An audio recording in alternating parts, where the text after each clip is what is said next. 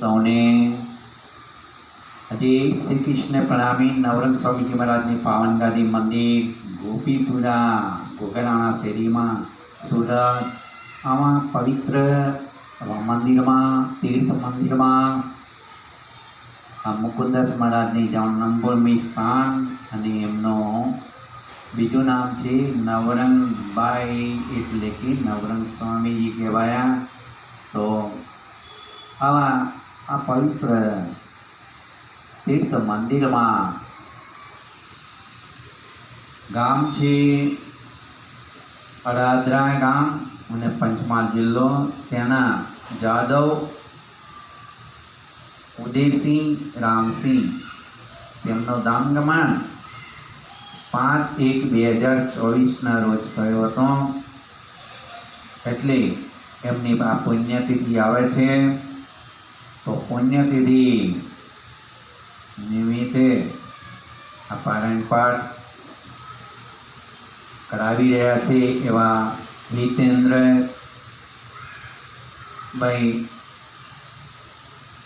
હિતેન્દ્રસિંહ જાદવ તેમના દીકરા છે અને એમના બીજા પરિવાર એ બધા મળીને આ પારાયણ પાઠ કરાવી રહ્યા છે. તો પ્રારંભ કરીએ છીએ. આ પારાયણ પાઠ એટલે કે કુલજમ સ્વરૂપ સાહેબ.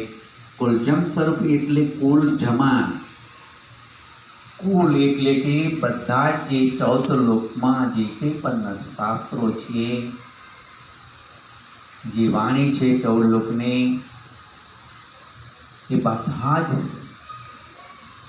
જે આ 14 લોકના જ્ઞાનની વાણી આ જગતમાં જે કંઈ છે, શાસ્ત્રો જે છે એ બધા જનો સમાવેશ થઈ જાય છે. પુરાણો છે, વેદો છે, કુરાન વગેરે શાસ્ત્રો, ભાગવત, એવા બધા શાસ્ત્રો, ગીતા છે, એ બધાનો સમાવેશ થઈ જાય છે. એટલા માટે કુલજમ સ્વરૂપ સાહેબ એ સાહેબનું રૂપ છે.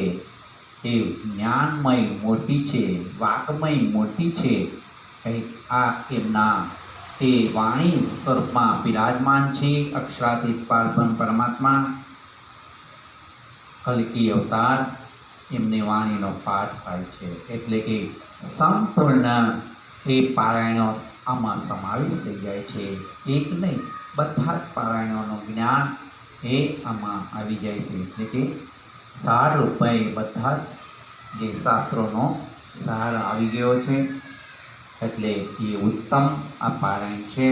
સંપૂર્ણ બધા જ શાસ્ત્રો આવી જાય એટલે કુલજમ સ્વરૂપ સાહેબ કહેવામાં આવે છે. તો આપણે સૌ પ્રથમ મહામંત્ર આપણા ગુરુજી આપેલો નિજના મંત્રનો જાપ કરીશું. ત્યારબાદ સતત ચોપાઈ દોરાવીશું અને એમના આત્માને શાંતિ આપે, પરમાત્મા ચરણોમાં રાખે. ધામ ગમન એમનું થયું છે એટલે આ પુણ્યતિથિમાં પાઠ કર્યું છે. એટલે એવી પ્રાર્થના કરીને આપણે મંત્ર જાપ કરીને સતત ચોપાઈએ દોરાવીશું. બોલીએ